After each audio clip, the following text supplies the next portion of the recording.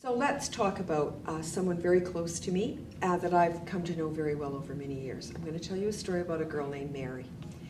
But first, I just want to tell you briefly about Mary's parents. So we're going to start with a couple. They're in their middle 30s.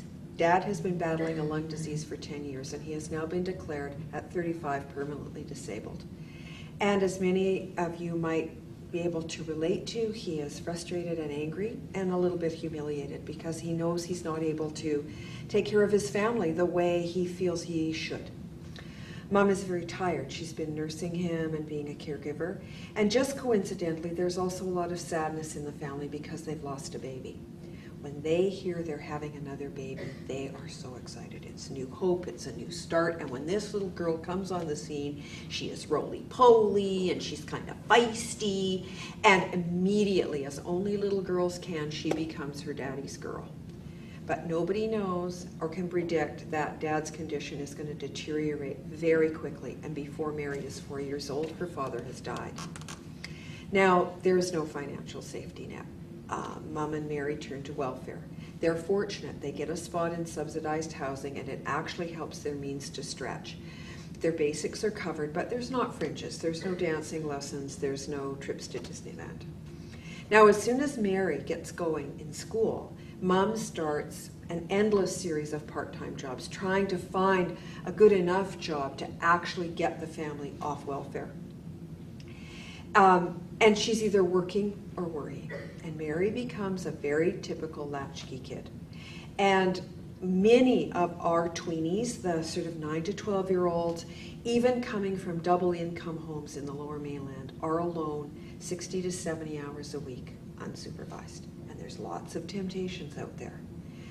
Come with us to the mall. Maybe we'll try a little shoplifting. Oh, come with us after school. We're going to go down to that abandoned building and spray a little graffiti.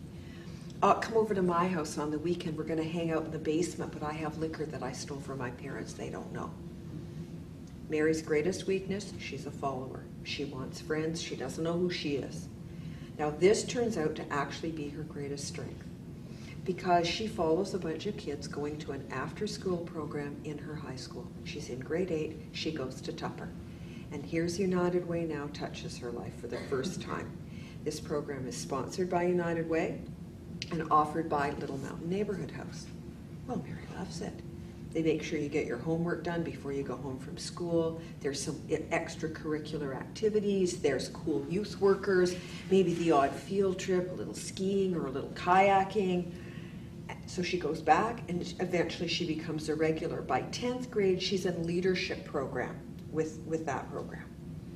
Now, maybe because she lost her father young. Maybe because she's just a typical teenage girl. Mary has that fantasy that's very common in young girls that if she could just find Prince Charming, her life would be perfect. And right as she's about to leave university with a good scholarship that she's worked very hard for, she falls for the charming rogue. And the bad boys are always very charming. And before you know it, dumped and pregnant. And her future's going out the window. Now, her mother is very kind and very loving and says, you can stay at home, live with me. I'll even help raise the baby. Mom would love to have another baby around. But Mary knows where this is going. She'll be living on welfare next door to her mom in the projects, raising her kid as a single mom. And she's terrified. And this is one of the most common long-term effects of childhood poverty for girls, teen pregnancy. So Mary's desperate. She goes to her youth worker, what should I do? And here comes United Way into her life for the second time. They give her a phone number. This is Family Services of Greater Vancouver. Call them. Well, in her nervousness, she phones up and blurts out her whole story to the receptionist. And this lovely woman says, I'm going to hook you up with a counselor. And after several sessions and a lot of soul searching, Mary makes the decision that probably the best chance for a future for herself and for this child is to give this baby up for adoption. And eventually she gets to school. And what does she study? Psychology. And what does she become? A youth worker. Because people want to become the people that inspired them. And finally, and that's how long it takes, the cycle of poverty is broken. Mary has a good job. She has happiness in her life. Her past is falling far behind her. 20 years goes by. Phone on her desk at work rings one day. You pick it up, what do you say? Hi, what can I do for you? Voice on the other end goes, oh no. I think today we can do something for you. This is Family Services of Greater Vancouver calling. Your son would like to meet you. Kind of scary, but Mary's a risk taker, and so she agrees. And she gets to see that he has turned out to be quite an amazing young man. And to hear that he's actually had the life that she hoped and fantasized that he would have.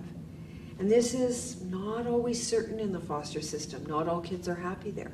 They were both very fortunate. Now, I see some of you smiling at me, and I know that some of you have figured out that I'm actually telling you my story.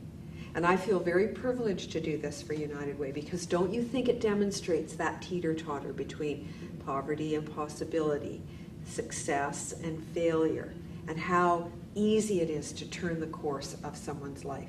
And also, this is why I'm so passionate about United Way, because I know and I can tell you that when we give to United Way, we're not giving to a bunch of faceless strangers. We're putting this complex net of services in place for each other.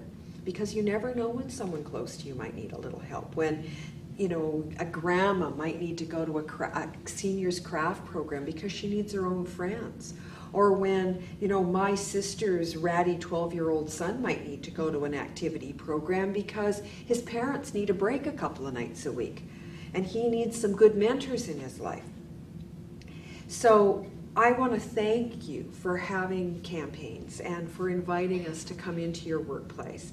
And one of my favorite TV shows is Secret Millionaire. And I've been working on this talk now for a while, and I started to realize that when we actually all join together and give to United Way, we become like a secret millionaire.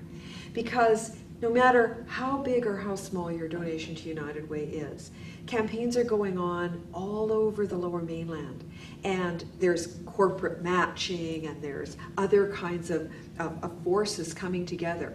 I and you are going to put $29.5 million into our community if we make our goal.